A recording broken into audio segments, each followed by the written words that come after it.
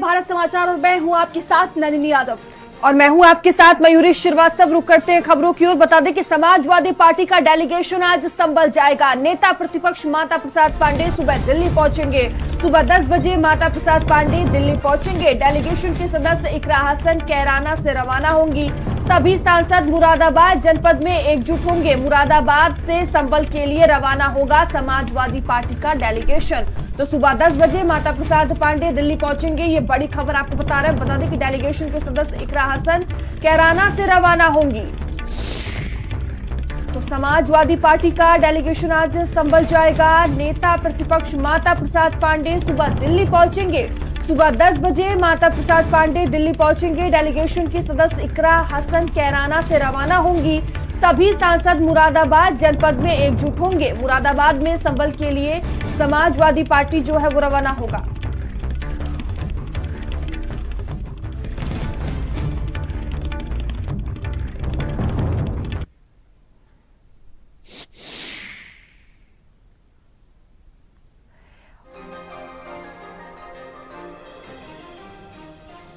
तो समाजवादी पार्टी का डेलीगेशन आज संभल जाएगा। बता दें कि नेता प्रतिपक्ष माता प्रसाद पांडे सुबह दिल्ली पहुंचेंगे।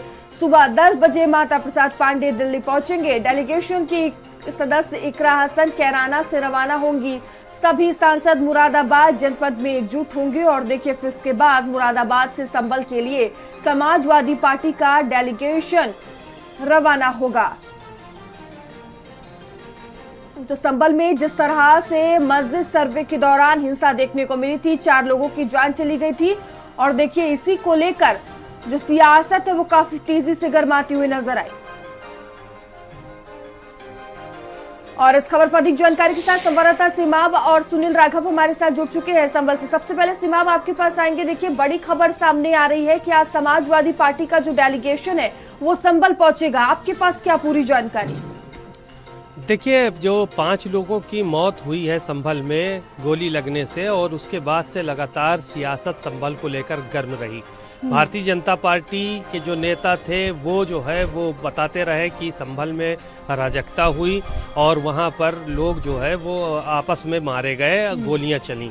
लेकिन जो विपक्ष था वो इस बात का आरोप लगाता रहा कि पुलिस की गोली से लोग जो है वो मरे हैं। और उस दौरान भी काफ़ी हड़कंप मचा जब लोगों के गोलियां लगी और लोग मरे। तो समाजवादी पार्टी का डेलीगेशन जाने वाला था, पहले ही उसको पहले रोका गया। उसमें तमाम सांसद शामिल थे। नेता प्रतिपक्ष माता प्रसाद पांडे को जाना था, इसके अलावा प्रदेश अध्यक्ष को जाना था। इन सब को रोक दिया गया और नज़रबंद भी कई लोगों को पुलिस ने किया और कहा कि 10 तारीख तक यानी कि कोई भी वहां पर नहीं जा सकता है। राहुल गांधी ने भी कूच किया, उनको भी नहीं जाने दिया गया। यहाँ से जो कांग्रेस के प्रदेश अध्यक्ष थे उनको भी नहीं जाने दिया। तो कुल मिला के कोई भी पॉलिटिकल लीडर वहां पर नहीं पहुंच पाया।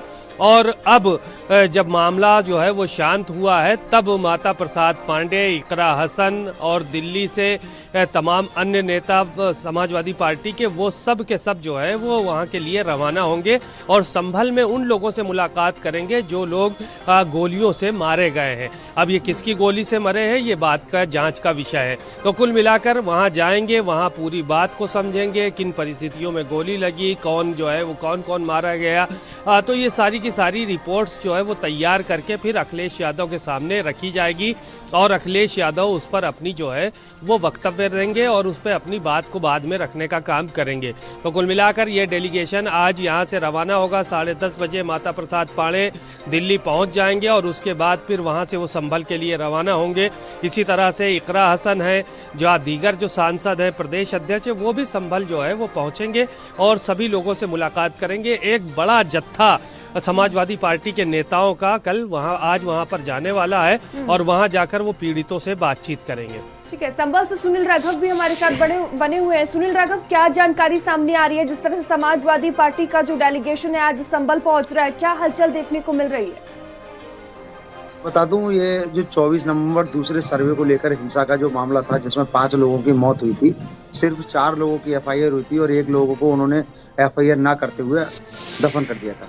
उसी को लेकर के सपा डेलीगेशन ने 2 बार पहले भी प्रयास किए थे, लेकिन प्रशासन ने सीधा क्या कहा था कि यहाँ पर शांति व्यवस्था बहाल होने तो उसके बाद देखा जाएगा। इसको लेकर के काफी प्रतिक्रिया विपक्ष द्वारा आई थी। उसी को लेकर आज कल तैयारी कर ली गई है और जिला संभल में जो 5 मृतक थे उनके परिजनों से ये सपा का जो डेलीगेशन है लगभग 11 सदस्यीय, जिसमें आसपास के जो सांसद है वो भी हैं और सपा सांसद जियाउर रहमान बर्क संभल के हैं, वो भी शामिल बताए जाते हैं, वो भी आएंगे उस डेलीगेशन के साथ। और माता प्रसाद पांडे हैं, लाल बहादुर यादव हैं, नेता प्रतिपक्ष, ये लोग भी आ रहे हैं।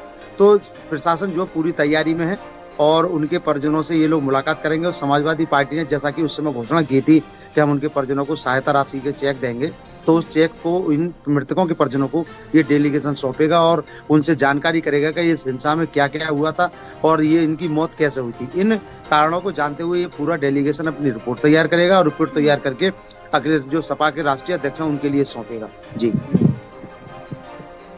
समाप्त। देखिए, लगातार जिस तरीके से एक समय पर देखा गया था कि संभल को लेकर सियासत बढ़ती जा रही थी, आज फिर से सपा डेलीगेशन है वहां पर जा रही, क्या लगता है सियासत एक बार फिर से बढ़ेगी क्या इसको लेकर? देखिए, जाहिर है कि हलचल बढ़ेगी जब समाजवादी पार्टी के नेता वहां पर पहुंचेंगे, वहां पर बात करेंगे तो नई चीज़ें निकल के आएंगी। अभी तक जो भी बातें निकल के आ रही हैं वो प्रशासन की तरफ से निकल के आ रही हैं। और उसके बाद भी जब गोली चली और घटनाक्रम हुआ, 5 लोगों की मौत हुई, उसके बाद भी तमाम घटनाक्रम संभल के अंदर देखने को मिले।